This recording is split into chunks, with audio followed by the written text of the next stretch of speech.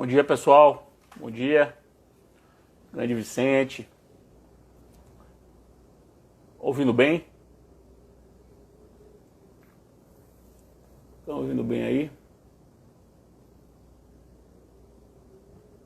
Beleza.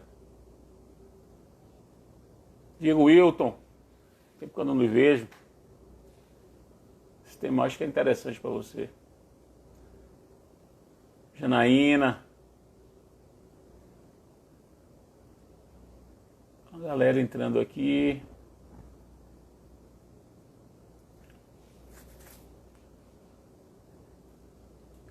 Daqui a pouco o Cabral entra.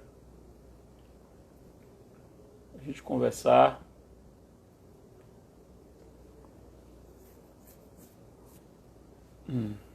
Que bom, o som tá ótimo. Grande Mazolinha. Obrigado, meu amigo. A galera aqui que tá entrando. Os estados aí. Bota os estados pra gente ver onde é que vocês vêm. Quer vir gente... Ah, o Cabral aqui. Cabral, pede pra entrar, Cabral. Solicita a entrada aí. Cabral já entrou. Beleza, já solicitou.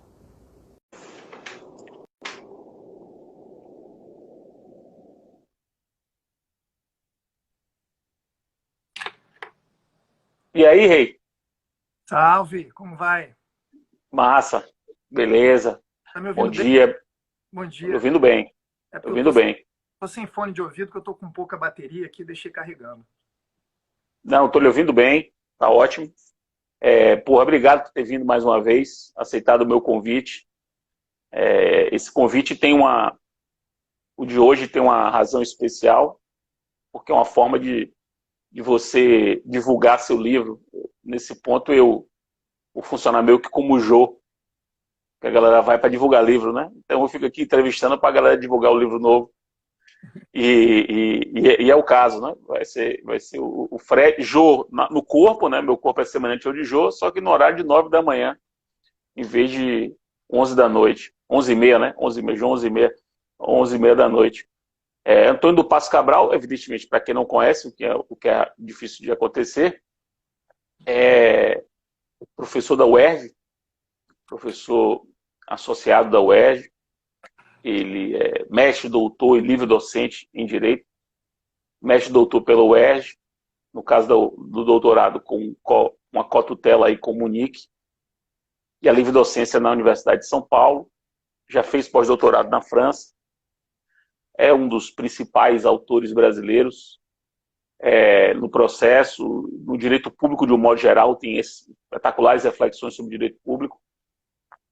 Ele é um dos principais processualistas brasileiros conhecidos no estrangeiro, tem intensa articulação, interlocução com os processualistas internacionais, que vão do Extremo Oriente, né, do Japão, China, aos tradicionais países França, Itália, Inglaterra, Espanha. Já traduziu um livro de um grande processualista espanhol, Jordi Nieva Fenol, a tradução dele aqui, o livro de Coisa Julgada de Nieva. Enfim, é múltiplos talentos. E hoje ele vem conversar com a gente sobre o seu mais novo livro, que é um livro que ele publicou agora, recentemente, sobre regras de transição, processo judicial e administrativo e regras de transição. Se ele tiver aí, mostra aí para a galera ver seu livro, Cabral. Se tiver aí se tiver a mão aí, ó. Segurança jurídica e regras de transição nos processos judicial e administrativo. Uma introdução ao artigo 23 da LINDB, que é um artigo que é o foco do trabalho dele, examinar o artigo 23, de que modo ele se relaciona com o processo judicial, o processo administrativo, e com a premissa da segurança jurídica, que é uma premissa que ele trabalhou na sua tese de doutorado, defendida há 8 anos e meio, né, em fevereiro de 2012. Já ele apontava, ainda sob a vigência do código anterior, a possibilidade e muitas vezes a necessidade de criação de regime de transição nos casos de mudança de estabilidade, mudanças de situações estáveis para outras situações. Ele apontou isso lá, pensando na coisa julgada, pensando na preclusão. E aí vem a LINDB em 2018, a reforma da LINDB, consagra o artigo 23, que dá um suporte normativo evidente às ideias de Cabral, e ele resolve retomar essa ideia publicando esse pequeno ensaio aí, pequeno nos termos de Cabral, né? Pequeno ensaio de 200 e poucas páginas sobre o tema, e vai apresentar a gente esse assunto hoje. Então, Cabral, palavra sua de boas-vindas, e fale um pouco sobre o seu livro, o que é que você quis defender. Faça aí um briefing aí do seu trabalho. Bom dia aí, olá para todo mundo, né? Queria primeiro agradecer você pelo convite e pelo espaço aqui para a gente discutir essas ideias que são tão caras aí para meus estudos nos últimos anos. E dizer que eu estou morrendo de saudade de você, né? Você é um querido amigo, embora tenha se encontrado aí várias vezes nessa pandemia virtualmente, né? Você faz muita falta e a nossa convivência tem feito muita falta. Então, faço votos aí que a gente repita muitas vezes esses nossos encontros já presencialmente, não telepresencialmente, né? Exatamente. Ali na Ataúfo de Paiva. Bom, enfim, o livro sobre segurança jurídica e regras de transição, como você falou, é uma reflexão que eu vinha fazendo desde a época dos estudos do doutorado, lá mais focado na mudança de coisa julgada e na superação das preclusões, e que eu defendia com base numa mudança do conceito de segurança jurídica contemporânea, né? E aí, depois da edição do meu livro, da publicação da versão comercial, eu tive a felicidade de ver o ordenamento jurídico brasileiro no direito positivo se orientar nessa direção, né? Primeiro, com o artigo 927, parágrafo 3º do CPC, que consagrou a modulação temporal de efeitos na superação do precedente, que é uma forma de regra de transição. Eu vou tentar falar disso ainda aqui no nosso bate-papo. E depois com a LINDB. O artigo 23 da LINDB foi um artigo que é muito paradigmático, porque ele traz uma mudança muito intensa no ordenamento, prevendo de maneira genérica a possibilidade de edição de regras de transição em decisões estatais. Isso, decisões em processo judicial, no exercício da jurisdição, regras de transição, portanto, editadas e criadas e produzidas e agregadas numa decisão dos juízes, no exercício da jurisdição, e também regras de transição em decisões administrativas. Ou seja, os administradores públicos nos processos respectivos de natureza administrativa, não jurisdicional, também podem adotar regras de transição. E por que o artigo 23 é tão importante, né? Porque ele, vindo pela Lei de Introdução às Normas do Direito Brasileiro, ele é transversal, ele se aplica a todas as áreas do direito, né? São regras, como a gente sabe, de sobredireito, né? E que, portanto, alimentam assim, a interpretação e aplicação do direito em todas as áreas, não apenas no direito privado, mas também no direito público, não apenas no processo civil, mas também no processo penal, né? E o processo administrativo unido aí nesse propósito com o processo civil. E como eu comecei a investigar esse tema, né? Eu comecei a investigar esse tema porque eu percebi que o formato de segurança jurídica que a gente adotava, que a gente lecionava, que a gente praticava no direito brasileiro, não só no direito brasileiro, mas em muitos outros países, é um formato inadequado para o mundo contemporâneo, né? O Estado de Direito, da onde, no meu modo de ver, né, se deriva da Constituição a segurança jurídica, é uma cláusula que foi tendo a sua interpretação muito modificada ao longo do tempo, né? E o formato tradicional, por assim dizer, da segurança jurídica era um formato baseado no conceito de res finita, no conceito de coisa acabada, né?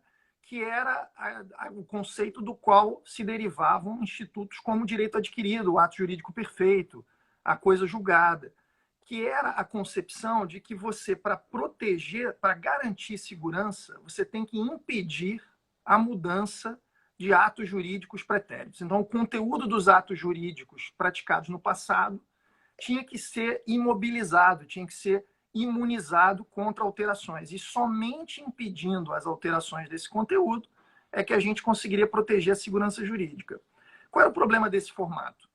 Havia vários problemas. O maior problema para o sistema era a imobilidade. Era um formato que era baseado em referenciais como a irrevogabilidade, a inalterabilidade e a imutabilidade. Então, quando a gente estivesse num processo administrativo, a gente pensava na inalterabilidade ou irrevogabilidade dos atos praticados.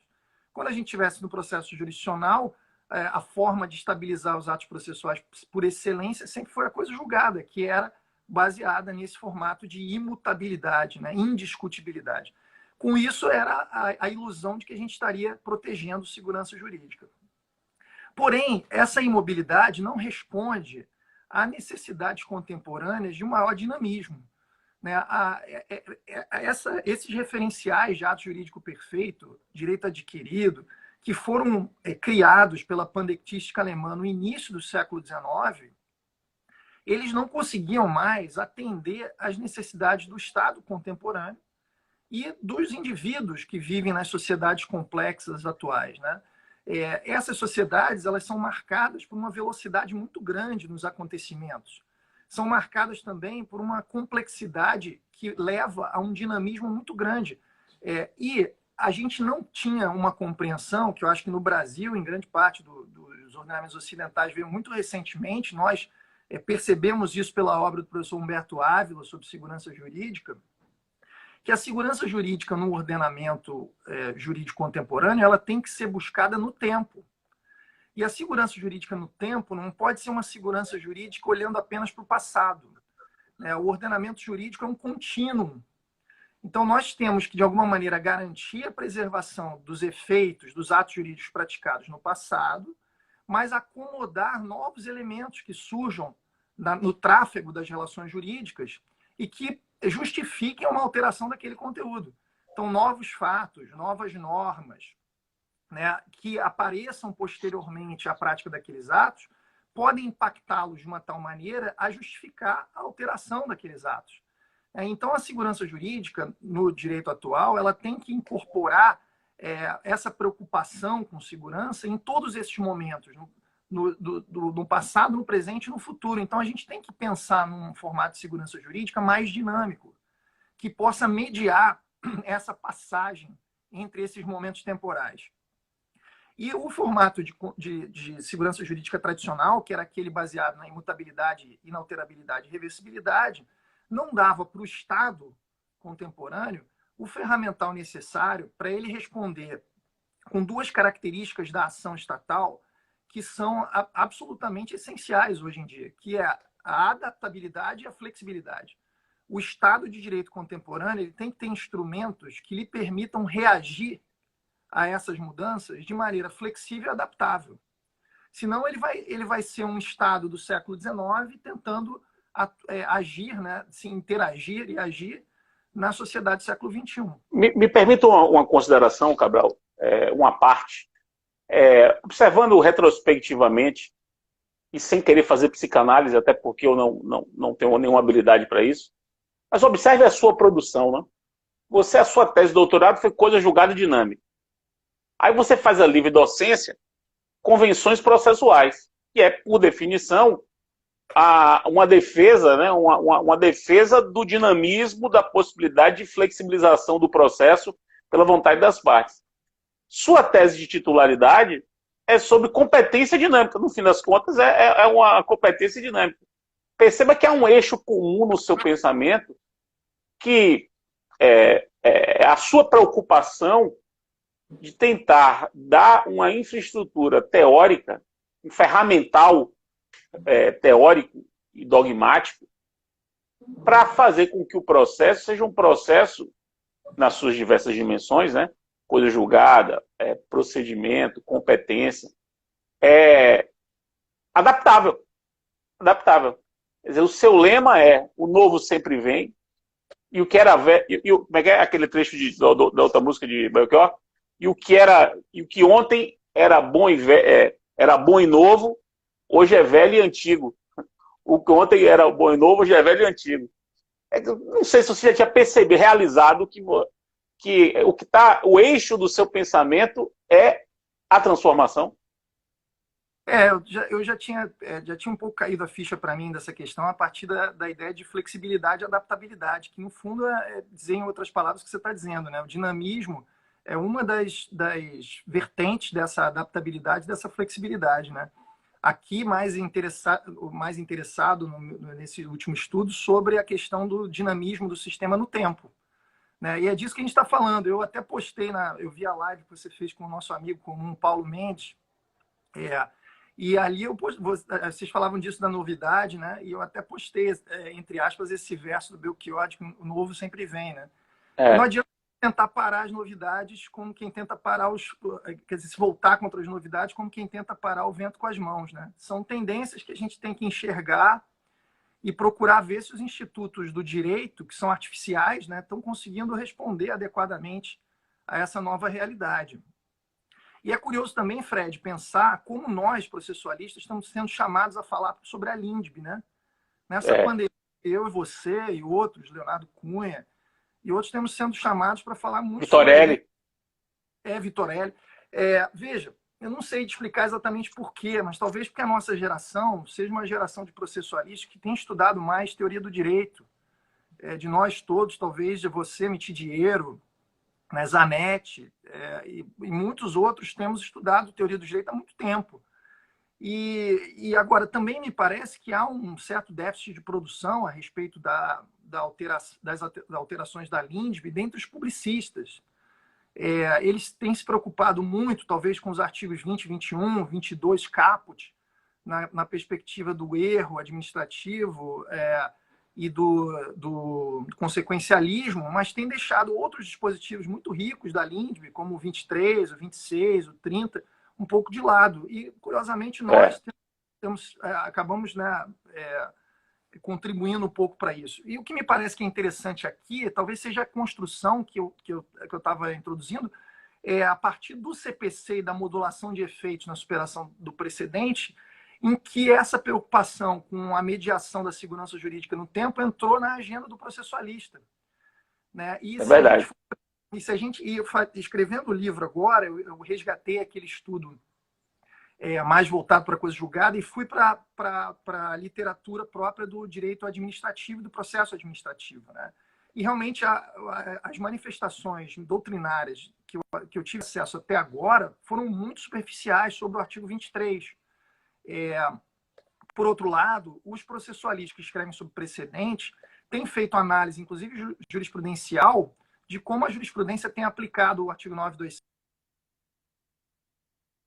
parágrafo 3º, na modulação de efeitos. Né? Entre eles, aqui eu destaco a obra do nosso amigo comum, Ravi Peixoto. O Ravi, na 4ª edição do seu livro sobre superação de precedente, faz um inventário muito interessante de decisões do STJ de modulação de efeitos.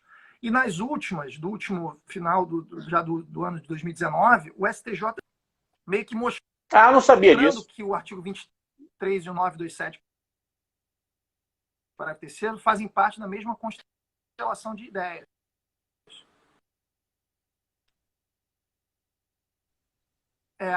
E o que é mais curioso... Está um pouco sem som.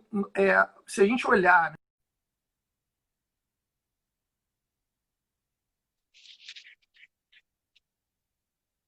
Tá me ouvindo? Você me ouve? Agora voltou o som. Agora sim, vá.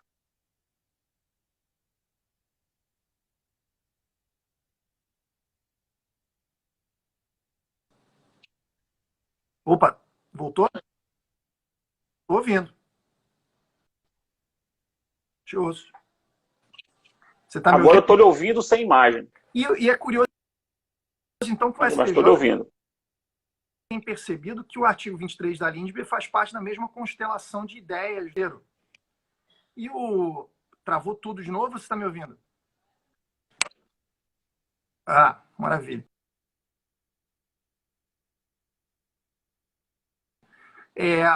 Embora a gente pense, né, que o artigo 23 vai se aplicar quando há uma mudança de entendimento e, portanto,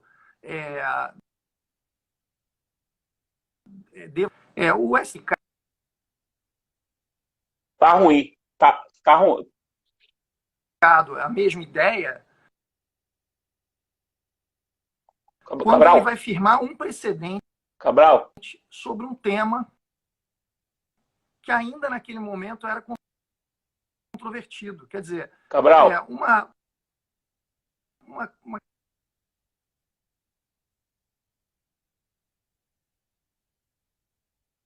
vamos ver se Cabral resolve.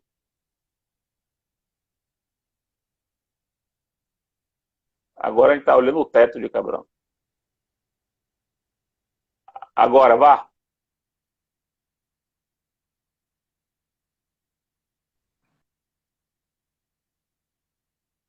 Não, mas aí o som tá travou. muito. A imagem está Então vamos lá. pronto. O STJ, então, ele tem percebido que o artigo 23, a edição de regras de transição, serve também quando ele vai fixar um entendimento primeiro, um precedente, sobre uma matéria que era até então controvertida, né? Então, inserindo a ideia de regra de transição dentro dessa preocupação de estabilidade, de coerência, de atribuir calculabilidade aos componentes, né? Que são todas questões que estão relacionadas a essa configuração contemporânea da segurança, que eu tenho defendido que é uma forma de segurança jurídica que é a chamada continuidade jurídica. E a continuidade jurídica, ela trabalha com um referencial completamente diferente daqueles referenciais de imutabilidade, inalterabilidade e indiscutibilidade. Dentro dessa ideia de continuidade jurídica, o ordenamento visto nessa esfera temporal entre passado, presente e futuro, ele não pode nunca deixar de abrir uma margem de alterabilidade para os atos.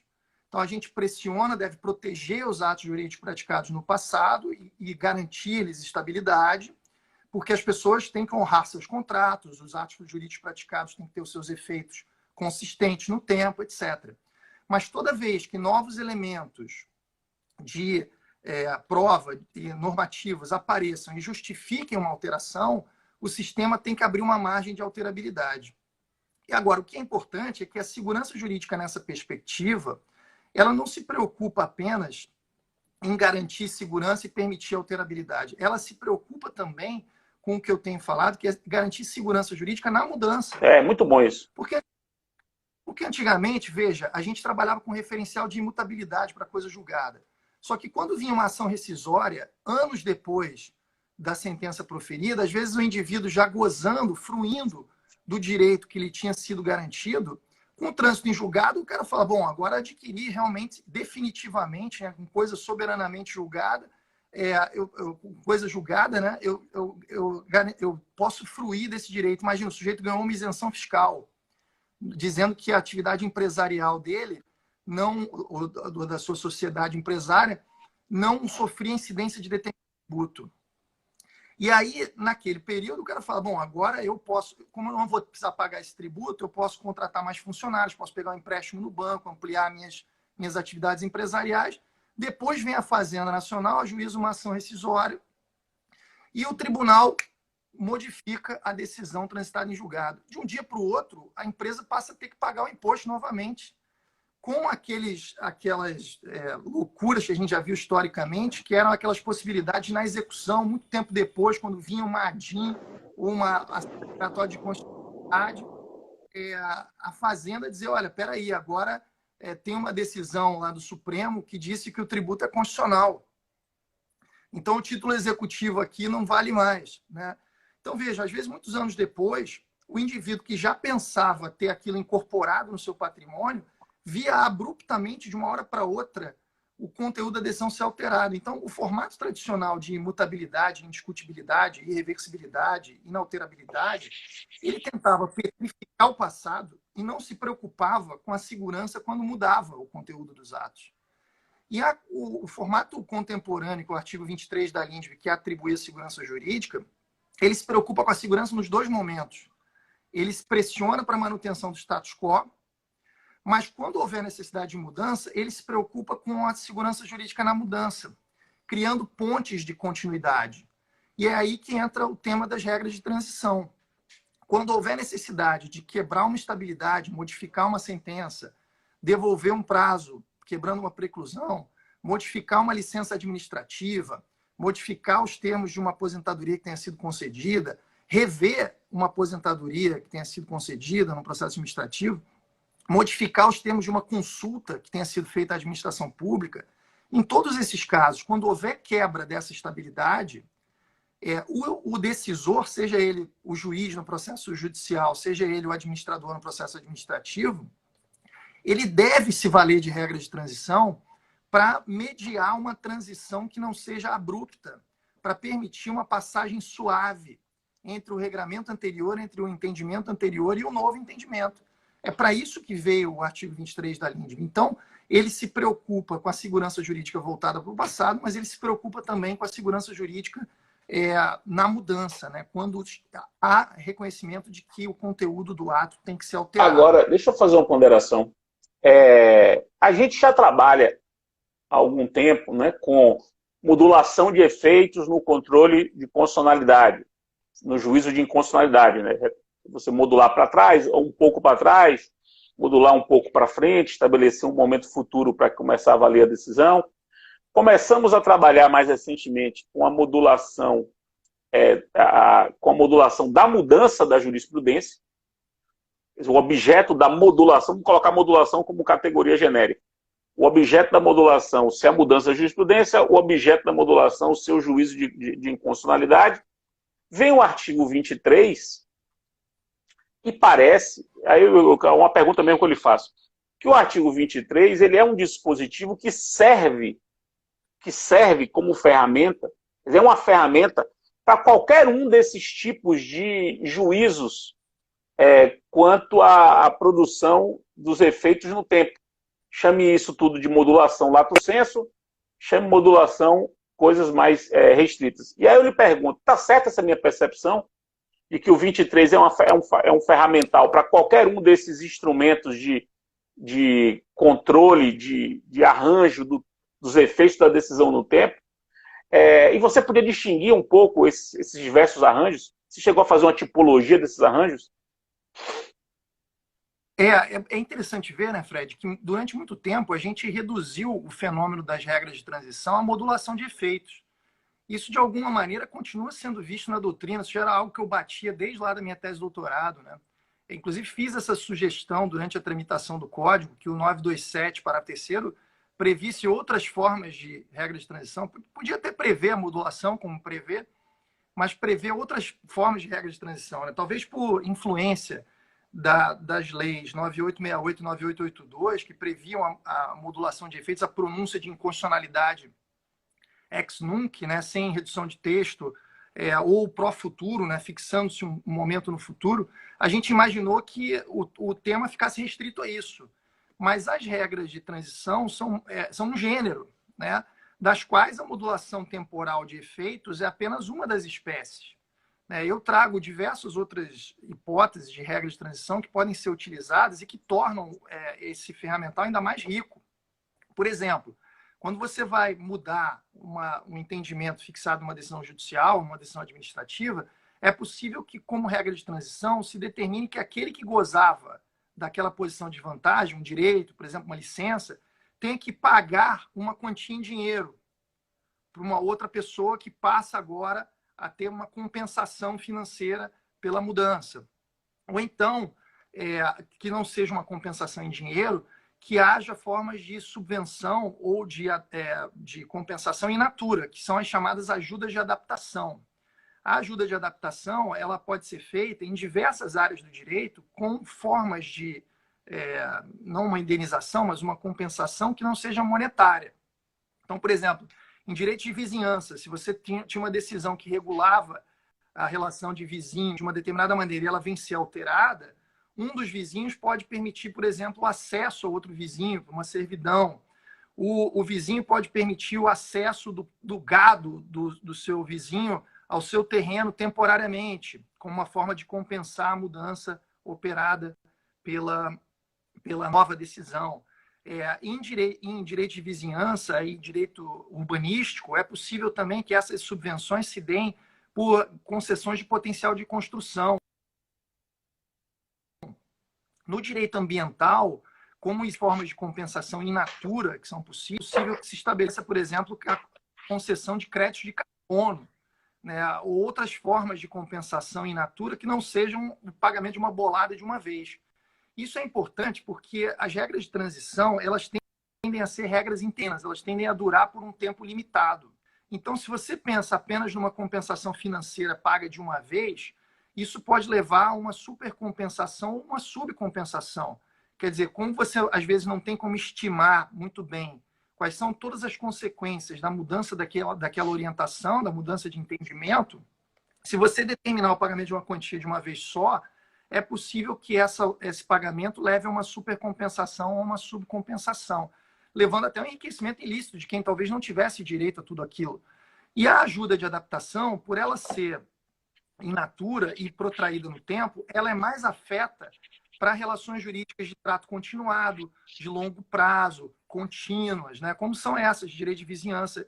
Eu dou outros exemplos até no direito público.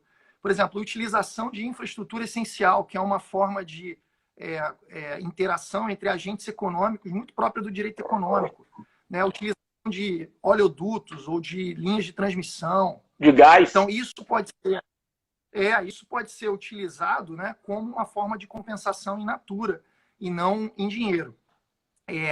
Então, essa ajuda de adaptação ela surge como uma alternativa para um pagamento de uma quantia para a parte que vai perder o seu direito, né, pelo novo entendimento, mas ela pode também ser atuada de outra forma, pela ajuda de adaptação, que é esse formato de compensação in natura. Mas é possível pensarmos também em outras regras de transição, que são, por exemplo, cláusulas de exceção e de opção. E isso é interessante, às vezes, para relações envolvendo servidores públicos, ou envolvendo relações complexivas que vão se formando por um conjunto de circunstâncias de longo prazo, né? Então, quando o Tribunal de Contas vai verificar a aposentadoria de um servidor, a gente tem verificado muitas vezes que o Tribunal de Contas, às vezes, não homologa a aposentadoria e manda o servidor fazer das duas uma, ou voltar a trabalhar, né, depois que o cara já achou que tinha cumprido todos os requisitos para se aposentar, ou indenizar. Assim, olha, aquela interpretação que se dava lá a essas regras de aposentadoria mudou. Então, agora, ou você ganha mais R$500 mil, ou então você volta a trabalhar por mais de 2 anos e meio. Então, o sujeito, às vezes, já está aposentado, tem que voltar a trabalhar, ou pagar uma bolada que ele não esperava ter que pagar. Então, me parece que nesse meio desses dois extremos, né, desse maniqueísmo, as regras de transição poderiam entrar para mediar uma transição suave, uma passagem suave do primeiro entendimento para o novo entendimento. Dizendo assim, olha, se você quer se manter aposentado, beleza, mas então eu vou reduzir proporcionalmente em 20% os seus proventos e com isso eu vou amortizando o que você teria que me pagar pela mudança de entendimento. Então, vejam que entre o tudo ou nada, as regras de transição podem permitir essa combinação. E as cláusulas de exceção e de opção, elas são interessantes porque quando o STJ, por exemplo, supera um precedente, ou quando a administração pública, a partir de uma consulta, muda o entendimento a respeito de uma incidência tributária, ela pode chegar para o contribuinte e dizer o seguinte, olha, aqui você tem uma opção, ou você escolhe um novo regramento com seus ônus e bônus, ou você escolhe se manter no antigo regramento, né? Então, ela pode dar ao indivíduo, ao administrado, ao jurisdicionado, essa opção. Mas o próprio julgador pode estabelecer exceções, e aí são as cláusulas de exceção, né? E essa exceção ela pode ser subjetiva ou objetiva. Ele pode dizer o seguinte, olha, eu estou mudando o entendimento, mas eu excluo desse entendimento todos os sujeitos que tenham se comportado de tal forma, que tenham recolhido o tributo até a data tal de tal forma. Né? Com isso, ele aponta que certos indivíduos não serão atingidos pelo novo entendimento. Continuarão tendo as suas relações jurídicas regradas pelo entendimento anterior. Ou então, o julgador pode fazer o seguinte, olha, eu não estou ressalvando subjetivamente, todo mundo vai estar atingido pelo regramento novo. Porém, certos tipos de relação jurídica eu considero que devam ser protegidas com mais intensidade. Portanto, essas estão excluídas. Então, são cláusulas de exceção que podem ser também combinadas, né, digamos assim, com essas técnicas. E, claro, a modulação de efeito. Né? Ele pode dizer o seguinte, a minha decisão mudou, mas agora ela só vale para quem se comportar a partir de agora. Né? Algumas considerações de tudo que você falou. Eu vi algumas perguntas aí interessantes. Madiane perguntou sobre se as regras de transição têm a ver com confiança legítima. Veja, tem. Na medida em que a confiança é um desdobramento subjetivo da segurança jurídica, as regras de transição acabam sendo uma concretização disso. Agora, é interessante também que as pessoas percebam como tudo isso que a gente está falando aqui tem uma imensa e imediata aplicação prática no dia a dia. Como advogado, eu já me vali do artigo 23 várias vezes, sobretudo em contestações e ações coletivas, várias vezes. Agora, recentemente, eu fiz um parecer para um caso que estava no Supremo, que é um caso que envolve modulação de efeitos, modulação lato sensu de efeitos de uma decisão de inconstitucionalidade do Supremo em controle difuso, e o artigo 23 foi um suporte importantíssimo para isso. E é interessante também uma observação de Mazola, que está aqui nos assistindo, a própria sinalização, um instituto que você já estudou no seu texto conhecido sobre julgamento alerta, ela também acaba sendo uma forma de você estabelecer uma transição. Porque, já estou sinalizando que o pensamento do tribunal vai sofrer uma mudança e, com isso, você vai amortecendo, né, a confiança, você vai descalibrando a confiança que se tinha em determinado ato normativo para migrando de uma situação A para uma situação B. Me parece que essa observação de Mazola é interessante. E eu pergunto, agora eu faço duas perguntas para você. Esses são alguns comentários, pelo que eu vi aqui. Agora, duas perguntas. A primeira o artigo 23 da LINDB me parece fundamental no estudo do processo estrutural. Eu tenho falado sobre isso, tenho colocado o artigo 23 da LINDB meio que como um dispositivo normativo básico no conjunto de normas que regulam o processo estrutural no Brasil. Eu colocaria o artigo 23 dentro desse panorama como... Tá me ouvindo, Cabral? Deu uma falhada aqui no seu vídeo. Tá me ouvindo bem? Estou te ouvindo.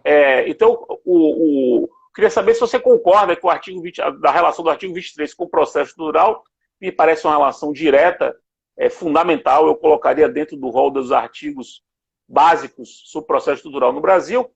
Agora, uma dúvida que me surgiu da sua pergunta, acho que eu nunca li, da sua construção aí. Você disse que há várias opções para o juiz, várias opções de regras de transição que o juiz pode adotar. Várias, você falou várias aí. Essas opções, essas alternativas de transição, elas têm que ser submetidas ao contraditório? Quer dizer, as opções para serem debatidas para que o juiz decida, ou o juiz pode trazê-las simplesmente na sentença sem prévio debate sobre elas? São duas questões que eu queria lhe fazer. Excelentes questões. Depois, se você quiser, a gente amplia a discussão sobre as diferenças da continuidade jurídica para a proteção da confiança, porque elas têm similitudes e diferenças, eu até as abordo no livro. E a continuidade me parece até mais rica do que a proteção da confiança legítima.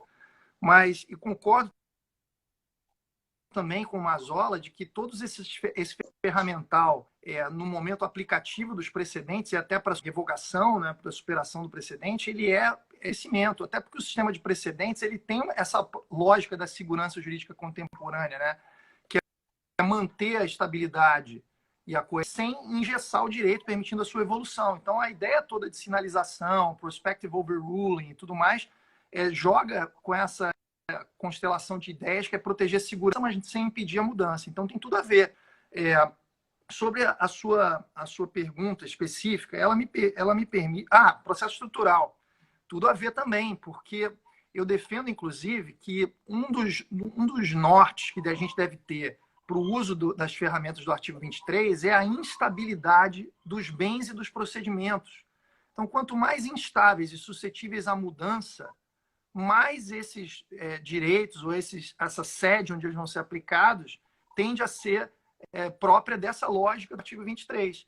E isso é totalmente aderente à estrutura e aos procedimentos dos processos estruturais, onde se exige um dinamismo, uma flexibilidade, onde as preclusões são menores, né, onde a gente tem que admitir essas adaptações no curso do procedimento, né, para que se chegue a uma reestruturação daquele estado de coisas que é desconforme ao direito. Então, tem tudo a ver com o processo estrutural.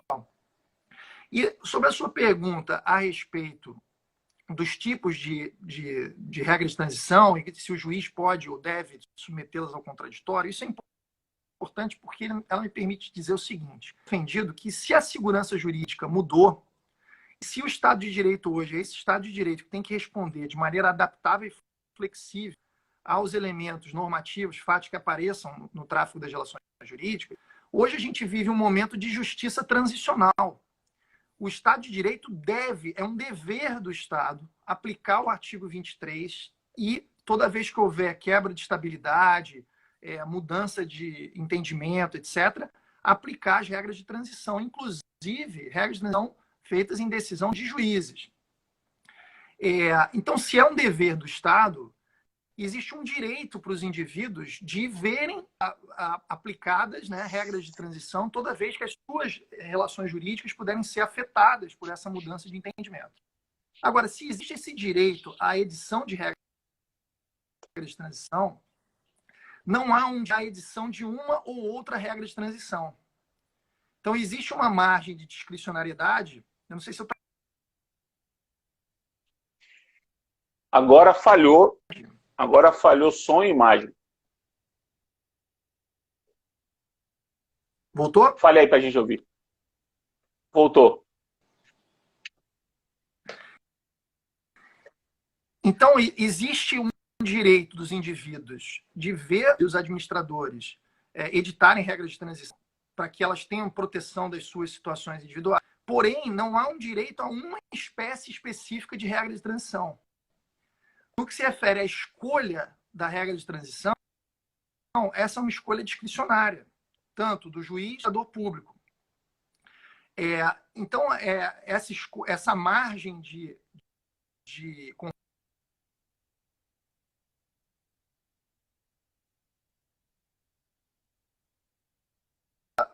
um leque de opções para o juiz. Porém, esse leque é totalmente livre de opções, feito com base numa escolha técnica. Essa escolha técnica deve...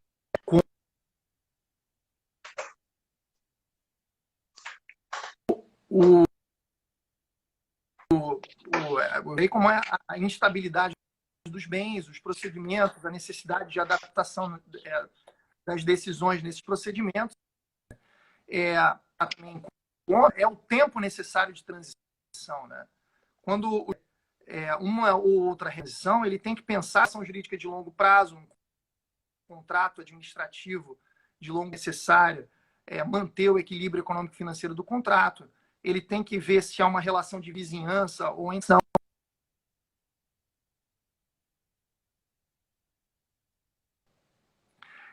e tudo isso, por assim dizer,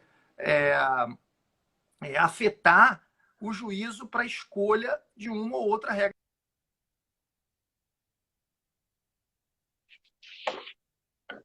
Travou um pouco, mas travou um pouco, mas eu entendi que o juiz tem que adotar várias diretrizes, várias variáveis para poder escolher a regra de transição, porque não haveria direito a uma específica, né? Você teria que ver a mais adequada para o caso. Mas eu queria saber se tem que submeter ao contraditório. Eu não sei se você chegou a responder isso. Não, eu acho que deve ser submetido ao contraditório. O juiz deve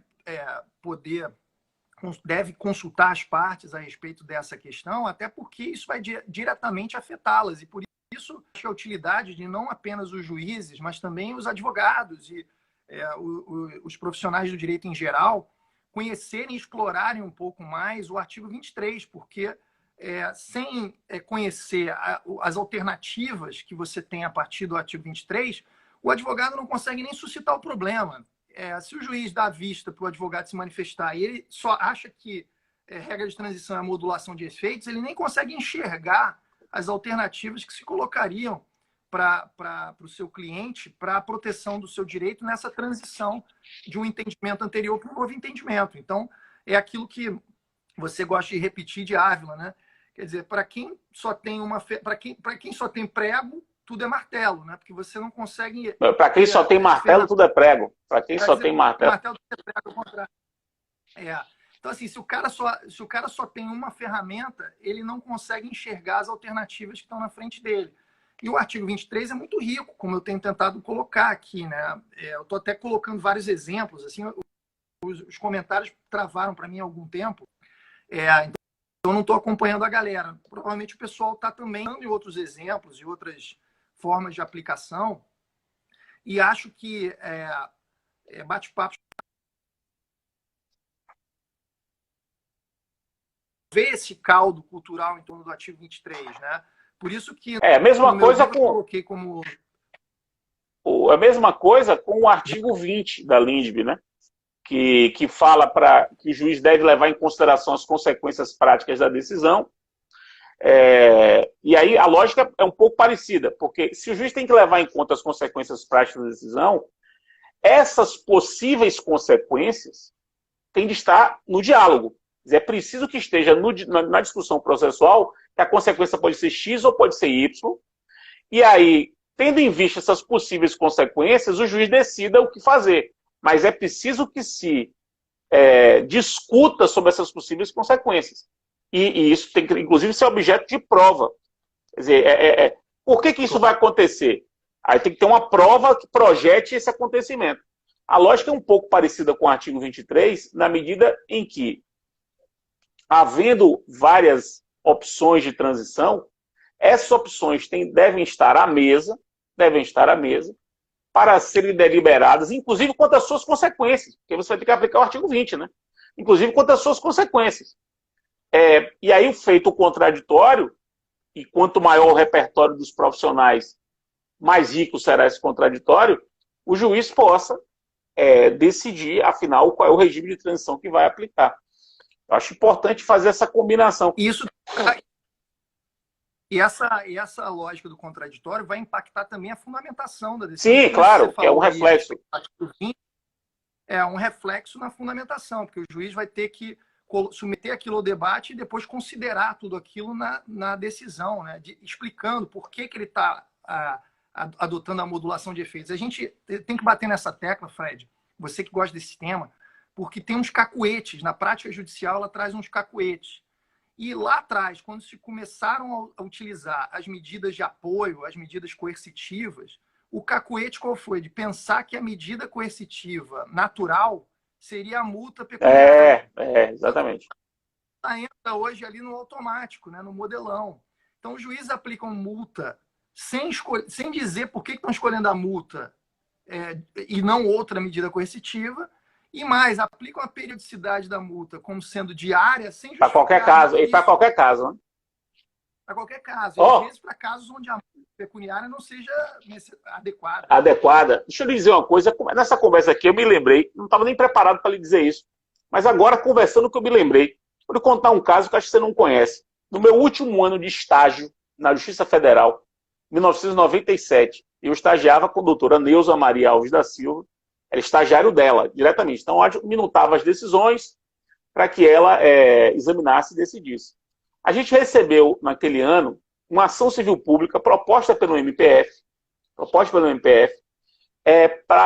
contra os Correios, para proibir os Correios de entregar cartão de crédito e cheque, porque isso estava comprometendo a vida dos carteiros. Então, havia muitos carteiros sendo vítimas de latrocínio. Latrocínio e lato-senso, né? Eles pegavam os cheques e os cartões de crédito e matavam os carteiros. E, como proteção à vida, o Ministério Público entrou com essa ação civil pública e pediu uma liminar. Aí vem essa liminar para preparar a minuta. Aí eu fui estudar o caso, eu era estudante, veja, isso foi em 1997, era 5º ano. Eu preparei a seguinte minuta, que ela acabou, inclusive, assinando para uma liminar. Diz o seguinte: não era possível proibir simplesmente de uma hora para outra a entrega dos cartões de crédito e cheque que estavam aí aos milhões sendo entregues naquele momento. Mas a gente determinou um novo regramento. Eu tinha que entregar de 2 em 2, tinha que entregar com carteiros não identificados, carteiros sem identificação de visual do amarelo com o amarelo com o azul turquesa da roupa dos carteiros, para continuar entregando até que se chegasse à conclusão de qual seria o melhor modelo. Me lembrei disso agora. Isso seria uma regra de transição dada liminarmente no ACP? É interessante. E o que você colocou era uma decisão estruturante, né? Era, sem se falar nisso, né? Em liminar e com base no 461. E com base no 461 do código do antigo CPC, né? 461 do CPC. Que era uma coisa pouco estudada, mas eu tinha acabado de ler alguma coisa sobre o 461 naquela época e me entusiasmado com essa história de que o juiz pode criar medidas atípicas de cumprimento de sua decisão, que era o caso, né? Ele na verdade, estava reformatando o modo como se entrega no Brasil cartão de crédito e cheque. Você veja que responsabilidade para um estagiário, né? Pensar inicialmente. Você estava pensando justamente nessa questão, né? De não, o mais fácil nesse momento era mandar entregar ou não entregar.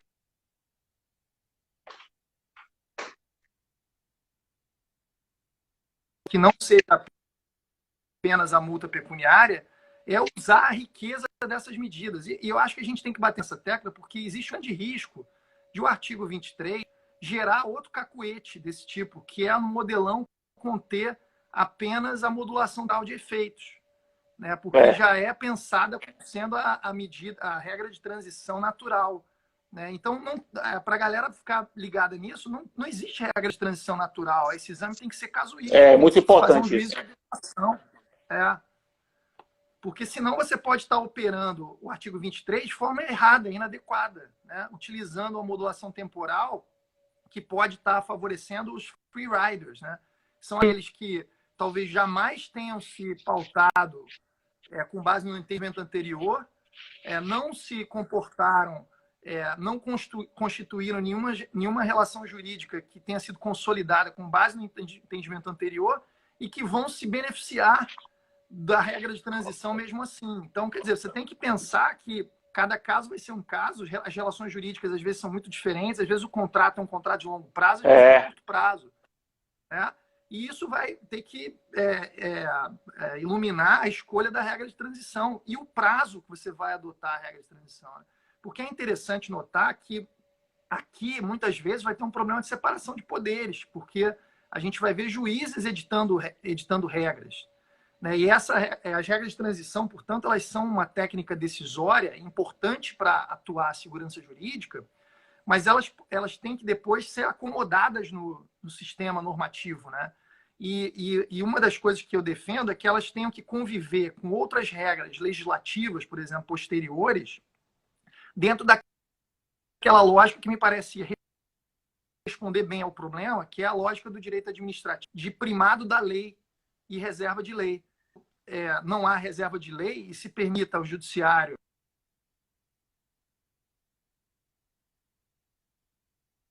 vai sobreviver até que sobrevenha outra regra editada por um outro poder e venha a retirar os seus efeitos. Uma regra de transição estabelecida administrativamente por um caso poderia eficácia se houvesse edição de uma lei posterior, regrando apenas aquele caso, mas todos os outros.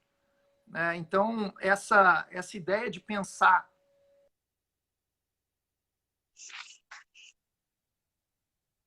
adicional em que elas vão estar vigiando, tal para entender qual a regra de transição que a gente vai escolher. É isso. Seu áudio está cortando muito, mas eu consegui captar a sua mensagem. E é incrível, Cabral, como de fato a Lindb tem atraído a atenção pelo menos da nossa geração de processualistas, né? Eu falando por mim, eu já escrevi sobre o artigo 20 e o 21 da Lindb, com Rafael Alexandria, inclusive um texto que eu gosto bastante. Escrevi sobre o 26 dentro do meu curso de processo coletivo com o Zanetti. O 23 eu não monografei o 23 como você, mas fiz referência em vários lugares, usei o 23 em vários lugares na minha doutrina. E agora, recentemente, escrevi um texto sobre amicus curiae e processo administrativo, em que eu tentei extrair alguma coisa do 30 da Lindb, combinado com outros dispositivos, para mostrar que há hoje no Brasil, pelo menos no meu modo de ver, um sistema de precedentes administrativos obrigatórios. Inclusive, é um tema que daria até uma live só para ele. E vejo você, o 23, monografia de 250 páginas, e deve estar vindo aí um livro desse tamanho, se não maior, que explora as potencialidades do 26. Do 26, que é seu estudo sobre negócio de certificação. Não?